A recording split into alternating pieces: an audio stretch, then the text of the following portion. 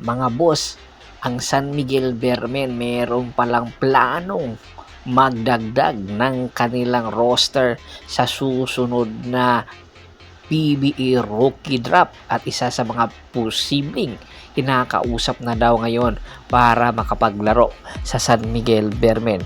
Itong si Renz Abando na matagal din na mahinga galing sa Korea dahil nga meron itong iniindang injury.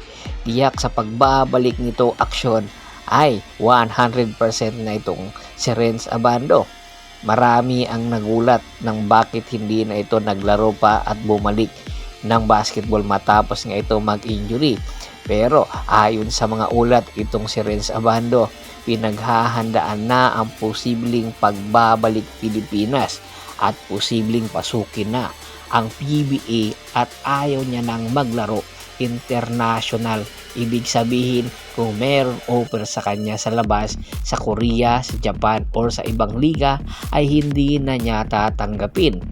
Dahil nga magkakaroon na siya ng pamilya at malaki ang posibilidad na mananatili na lang ito sa Pilipinas at sa PBA. At alam niya kasi kung ano ang posibleng destinasyon ni Renz Abando. Isa sa mga kupunan na posible niyang makuha or makakuha sa kanya itong San Miguel Beermen, which is magpapalakas daw at magbabalasa ng kanilang mga roster at yung mayroong mga edad na at tiyak tatanggalin na sa San Miguel Beermen at ang kanilang mga big man tiyak mawawala na lang bigla. Kaya naman naghahanda na nga ang San Miguel Beermen na magbalasa ng kanilang roster at mga bata na daw ang posibleng kunin ni Coach Leo Austria.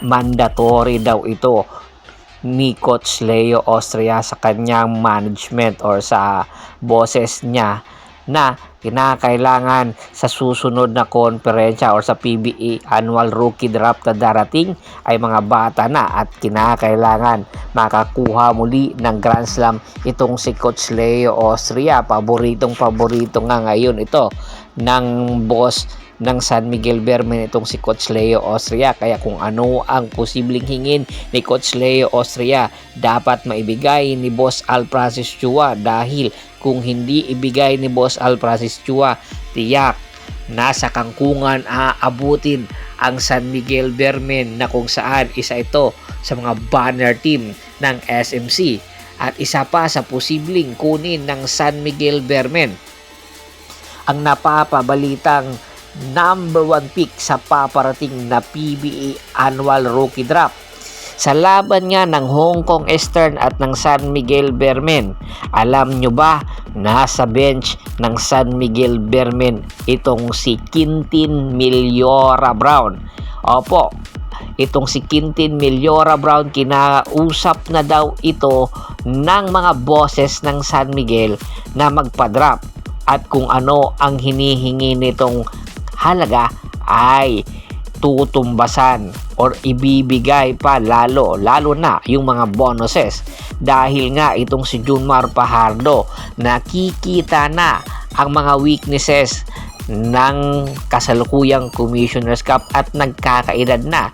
Alam na ni Junmar Fajardo, nararamdaman niya na sa kanyang katawan na hindi niya nakakayanin na tumagal pa sa PBA.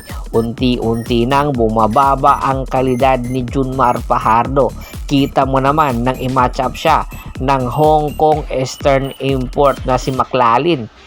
Pagod na pagod itong si Junmar Fajardo. Sa local pa lang na big man ng Hong Kong Eastern, hindi na nga siya makagalaw pa.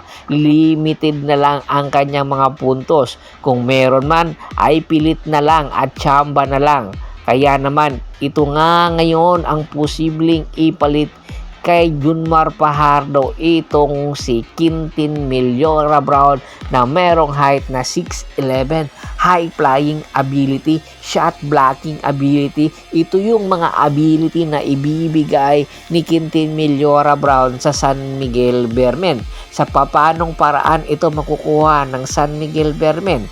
Sino ba ang number 1 na farm team ng San Miguel kundi ang Terra Permagip? At sino ang magiging number 1 pick sa paparating na Commissioner's Cup or PBA Annual Rookie Draft kundi ang Tera Permajip. Asahan natin na ang number 1 pick ng Tera Permajip ay mapupunta sa San Miguel Bermen na kung saan nagawa na nila ilan konferensya na or ilan PBA Annual Rookie Draft including yung kay Christian Standhardinger na bigla na rin itinrade sa Northport papunta ng Barangay Ginebra dahil nga hindi bagay sa sistema ni Coach Leo Austria. Pero itong si Quintin Millora Brown, bagay na bagay ito sa sistemang ipinapatakbo ni Coach Leo Austria, lalong-lalo na pag pinagsabay silang dalawa ni Junmar Fajardo sa Cortiac, isang blockbuster at big time na San Miguel Bermen kung makukuha nila itong si Quintin Millora Brown at syempre itong si Renz Abando. Ano sa tingin nyo? Matutuloy ba ito? Komento na sa baba ng video at pag-usapan natin yan. Once again, this is Percival Monteron at your service. Bago pa man natin tapusin ang ating kwentuhan, shoutout muna tayo sa ating mga solid na followers na laging sumusuporta sa atin. Kay Kagawad Katsakin Hudukusin ng Hagonoy, Bulacan, Malyari Mascareñas at sa Mascareñas family, Alex Prado, Ronald Bersobidad, Adrian Dulay at sa Dulay family, Ricky Lanza ng Ricky Rider TV ng Tansa Cavite at si Mr. Julius Roche. Marami pong salamat sa walang sawa niyong pagsuporta. Pakibisita na rin po ng Facebook fanpage ko. Marami pong salamat.